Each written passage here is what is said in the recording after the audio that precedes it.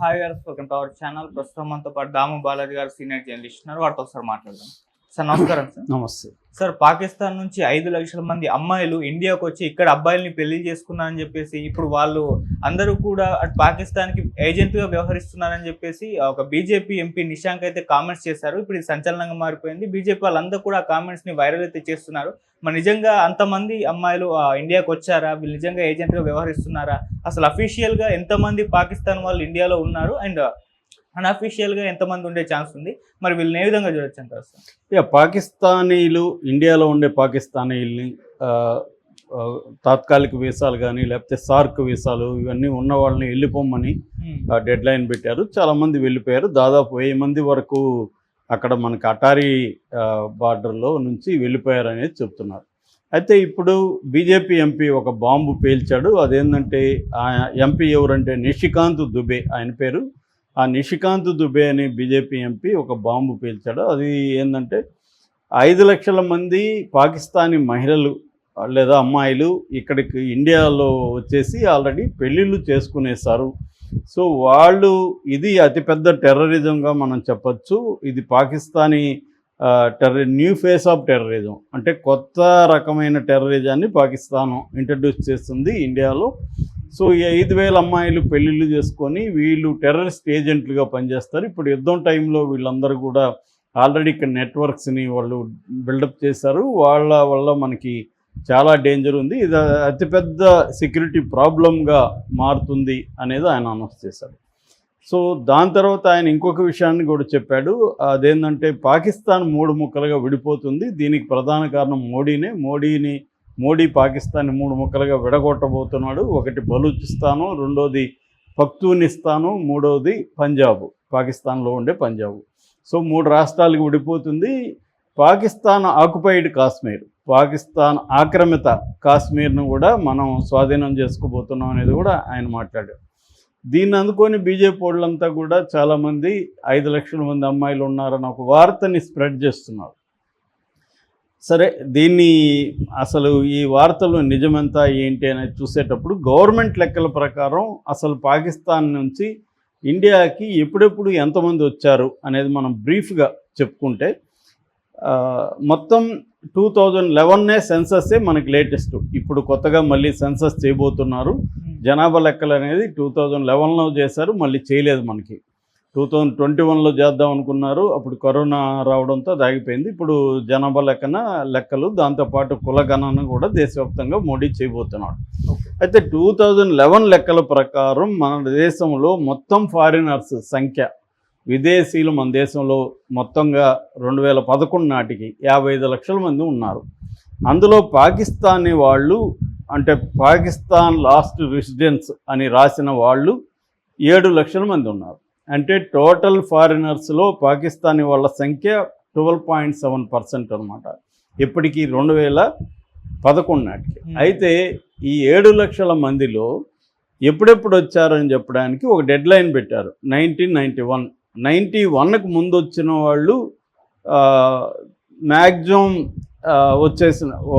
వచ్చేసిందంతా కూడా 79% ఈ 7 lakhsలో, అంటే దాదాపు 5,60,70,000 మంది ముందు వచ్చేసారు. తర్వాత వచ్చిన వాళ్ళు చాలా తక్కువ, కొన్ని వేలల్లో మాత్రమే 91 తర్వాత వచ్చారు. అంటే రాను పాకిస్తాన్ నుంచి ఇండియాకి వచ్చి ఇక్కడ సెటిల్ అయ్యేవాళ్ళు, వచ్చి వెళ్ళిపోయేవాళ్ళు ఉంటారు. మెడికల్ రీజను, లేకపోతే బంధువులు ఉంటారు, బార్డర్ ఏరియాస్లో బంధువులు ఉంటారు, చూసేసి మళ్ళీ వెళ్ళిపోవడం, లేకపోతే సినిమాల ఛాన్సులు, టెంపరీ వ్యాపారాలు, ఇలాగా వచ్చి వెళ్ళిపోయేవాళ్ళు కాకుండా ఇక్కడే స్థిరపడిన వాళ్ళు ఉంటారు. మనకి మామూలుగా సిటిజన్షిప్ యాక్ట్ 1955 యాక్ట్ ప్రకారం ఒక విదేశీ వాళ్ళు వచ్చి ఇక్కడ ఉండాలంటే 7 ఏళ్ళు రెసిడెన్స్ ఇక్కడ ఉంటే వాళ్ళకి సిటిజన్షిప్ యాక్ట్ ఇస్తారు. ఫర్ ఎగ్జాంపుల్, పాకిస్తాన్ అమ్మాయి ఇక్కడ ఒక ఇండియన్ అబ్బాయిని పెళ్లి చేసుకుంది. ఆ అమ్మాయికి సిటిజన్షిప్ రావాలంటే 7 ఏళ్ళు మినిమం ఉండాలి. దీంతోపాటు పాకిస్తాన్ అయితే ఇంకా ఎక్కువ రెగరస్గా మొత్తం చెక్ చేస్తారు. వీళ్ళ బ్యాక్గ్రౌండ్ ఏంటి, వీళ్ళు ఎందుకు వచ్చారు ఏంటి అన్నీ సాటిస్ఫై అయితేనే వాళ్ళకి సిటిజన్షిప్ ఇస్తారు తప్ప పెళ్లి చేసుకున్నంత మాత్రాన వాళ్ళు సిటిజన్షిప్ ఇవ్వరు. చాలా రిగరస్గా ఉంటుంది. రెండవది ఓవర్సీస్ సిటిజన్షిప్ ఆఫ్ ఇండియా అనే కాన్సెప్ట్ ఉంది. ఫర్ ఎగ్జాంపుల్ పవన్ కళ్యాణ్ చివరి భార్య మూడో భార్య పిల్లలకి అన్నాలజనో పిల్లలకి ఈ పౌరసత్వం ఉంది అనమాట. ఓవర్సీస్ పౌరసత్వం అంటారు దీన్ని. ఓవర్సీస్ పౌరసత్వం అంటే పేరెంట్స్లో ఎవరో ఒకరు ఇండియా వాళ్ళు అయింది, పిల్లలు బయట ఉంటే వాళ్ళకి ఇటువంటి పౌరసత్వం ఇస్తారనమాట. అటువంటి పౌరసత్వం అనేది లిమిటెడ్ రైట్స్ వాళ్ళు కలిగి ఉంటాయి. ఓటు వేయకూడదు, లేకపోతే ఎలక్షన్లో పార్టిసిపేట్ చేయకూడదు, కాకపోతే వీసా లేకుండా వచ్చిపోతుండొచ్చు. ఇట్లాంటివి కొన్ని పాజిటివ్ అంటే వాళ్ళకు ఉపయోగపడేవి కొన్ని ఉన్నాయి, కొన్ని వాళ్ళకి హక్కులు కూడా తక్కువ ఉన్నాయి. అయితే ఈ ఓవర్సీస్ సిటిజన్షిప్ యాక్ట్ అనేది పాకిస్తాన్ వాళ్ళకి బంగ్లాదేశీలకి లేదు అసలు. సో వాళ్ళు నేచురలైజ్డ్ సిటిజన్షిప్పే కలిగి ఉండాలి. నేచురలైజ్డ్ సిటిజన్షిప్ అంటే 7 ఏళ్ళ టర్మ్ పూర్తి చేసుకుంటే సిటిజన్షిప్ ఇవ్వాలి. కాబట్టి లీగల్గా చూసుకున్నప్పుడు యావరేజ్లో ఇప్పుడు ఎంతమంది ఉన్నారంటే కొన్ని వేల మంది, 7,000 మందికి పైన ఉన్నారు అనేది మాత్రం లీగల్గా చెప్తున్నారు. కానీ అందరూ లీగల్గానే ఉండరు కదా, అనఫ్సీల్గా వచ్చేసేవాళ్ళు ఉంటారు. ఆ మధ్య సైఫ్ అలీ ఖాన్ మీద దాడి చేసిన కుర్రాడు కూడా బంగ్లాదేశ్ నుంచి అనఫ్సీల్గా వచ్చేసాడు. అలా అనఫ్సీల్గా వచ్చేసిన వాళ్ళు ఎంతమంది ఉంటారనే దానికి కరెక్ట్గా ఎవరు చెప్పలేకపోతున్నారు. అంటే మన వికీపీడియా లేకపోతే ఇండియా టుడే ఇలాంటి వాళ్ళు చూసిన ప్రకారం అయితే 15,000 నుంచి 50,000 వరకు పాకిస్తాన్ వాళ్ళు అనఫ్సీల్గా ఇండియాకు వచ్చి ఉంటున్నారు అనేది లెక్కలు చెప్తున్నాయి. అఫ్సీల్ లెక్కలు లేవు, ఇవన్నీ అనఫ్సీల్ లెక్కలు చెప్తున్నాయి. కానీ ఈయన చెప్పే 5 లక్షలు ఎవరైతే ఈయన నిష్కాంత్ దుబే చెప్తున్నాడో 5 లక్షలు అని ఆయన చెప్పడానికి ఆధారం చూపించాలి కదా. నేను కూడా చెప్తాను, కోటి మంది పాకిస్తాన్ వాళ్ళు ఇండియాలో ఉండాలని అంటాను, అనడానికి ఏముంది, ఎవరైనా అంటారు.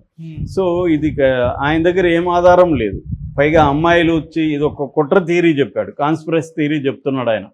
అంటే అమ్మాయిలను పంపించి ఇక్కడ పెళ్ళిళ్ళు చేయించి ఇక్కడ టెర్రరిస్ట్ యాక్టివిటీలు చేస్తున్నారని.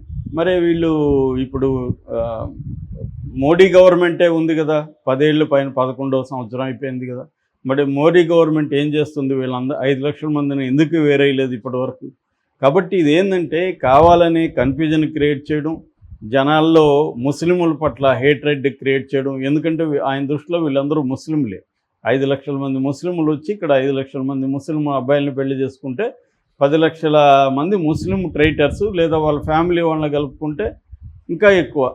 సో ఎంతమంది దేశద్రోహులు మన దేశంలో ఉండారు అని చెప్పడం అంటే ఆల్రెడీ ముస్లింల పట్ల తీవ్ర వ్యతిరేకత పెరుగుతుంది. పాకిస్తాన్తో యుద్ధం అంటే ఇక్కడ ముస్లింలు కూడా పాకిస్తాన్ వాళ్ళలాగా మనం చూసే ఒక కండిషన్ని బీజేపీ కానీ మిగతా సంఘ పరివార్ అంటారు, సంఘ పరివార్ వాళ్ళు క్రియేట్ చేస్తున్నారు. మనం పోస్టులు కానీ అవన్నీ చూస్తే ఈ నేపథ్యంలో ఒక సాక్షాత్తు ఎంపీ ఇటువంటి ఒక బేస్లెస్ అలిగేషన్ చేయడం అనేది అత్యంత దుర్మార్గం. రెండవది, ఈయన చెప్తున్నట్టుగా పాకిస్తాన్ 3 భాగాలు విడిపోవడం అనేది జరగదు. ఎందుకంటే బలూచిస్తాన్ ఉద్యమం కావచ్చు, లేకపోతే పఖ్తూన్ఖ్వా అంటారు, ఖైబర్ పఖ్తూన్ఖ్వా, ఈ ఖైబర్ పఖ్తూన్ఖ్వాలో జరిగే ఉద్యమం కావచ్చు, ఇవన్నీ అండర్ కంట్రోల్లో ఉన్నాయి తప్ప అవేమీ ఇప్పటికిప్పుడు సపరేట్ దేశాలుగా మారిపోయే పరిస్థితి లేదు. పాకిస్తాన్ మిలిటరీ కూడా అతి పెద్దది. సో ఆ మిలిటరీ వాళ్ళని ఎప్పటికప్పుడు కంట్రోల్ చేయగలుగుతుంది తప్ప ఇప్పటికిప్పుడు విడిపోయేది, ఇప్పటికిప్పుడు పాకిస్తాన్ ఆక్యుపైడ్ కాశ్మీర్ మనకు వచ్చేసేది ఏమి జరగదు. ఎందుకంటే పాకిస్తాన్ అధీనంలో ఉన్న కాశ్మీర్ భూభాగం మనం తీసుకోవడం అనేది ఏదో బలవంతంగా లాక్కోవడానికి కుదరదు. ఎందుకంటే పాకిస్తాన్ కూడా న్యూక్లియర్ వెపన్స్ ఉన్నాయి. మన వాళ్ళకి తెలియ